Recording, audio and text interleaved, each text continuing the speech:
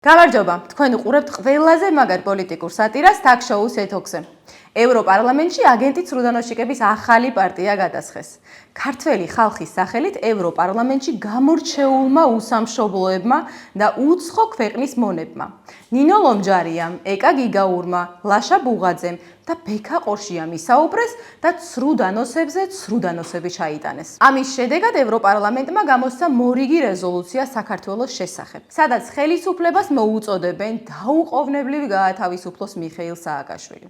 ჩანიშნოს ვადამდელი არჩევნები და გამოუშვას არარსებული პოლიტპატიმრები.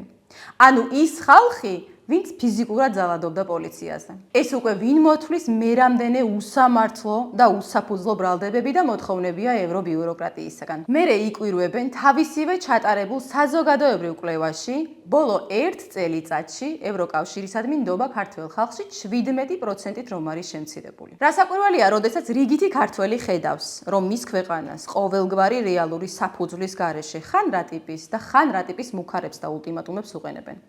ვიზა ლიბერალიზაციის წართმევით გვაშინებენ, სააკაშვილს პოლიტპატიმარს უწოდებენ, დავით კეზერაშვილს პოლიტიკურად დევნილ მედია პერსონას და ღიად ცდილობენ ნაცების რევოლუციური მეთოდებით ხელისუფლებაში მობრუნებას, ძალადობის და სიზულვილის ენის ახალისებას. ყოველგვარი ასეთი ინსტიტუციებისადმი ნდობა ქრება. ევრობიუროკრატია სრულად არის ქცეული deep state-ის მარიონეტულ სისტემად, რასაც უკვე შეუიარაღებელი თვალითაც მარტივად ხედავს თითოეული ჩვენი მოქალაქე. ამიტომ მათ ამ მორიგ ცრუდანოსებზე აგებულ რეზოლუციას პირდაპირი მნიშვნელობით ჩალის ფასი აქვს.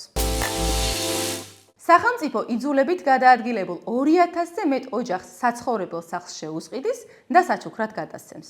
დევნილთა და ეკომიგრანტთა სააგენტო იძულებით გადაადგილებულ 2000-ზე მეტ ოჯახს სახლს შეუსყიდის. ქართული ოცნების ინიციატივით დევნილებს შეეძლებათ თავად აირჩიონ ის რეგიონები, სადაც სურთ ბინების მიღება. ხომ ცალსახად პოზიტიური ამბავია რა?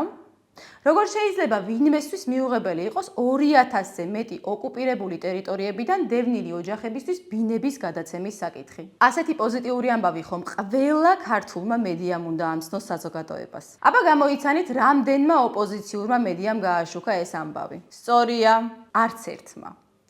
არც ერთ სატელევიზიო, ინტერნეტ თუ სოცმედია პლატფორმას ამის შესახებ სიტყვა არ დაუძრავს.